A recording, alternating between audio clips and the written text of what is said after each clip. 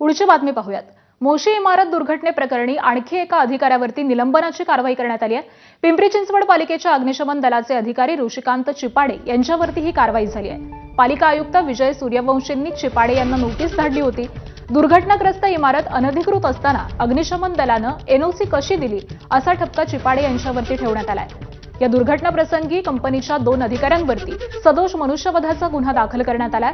त्याचबरोबर पर्यावरण विभागाचे प्रमुख संजय कुलकर्णी आणि कार्यकारी अभियंता योगेश आल्हाट यांचं याआधीच निलंबन करण्यात आलंय। त्यानंतर चिपाडे यांचं देखील निलंबन करण्यात आलंय।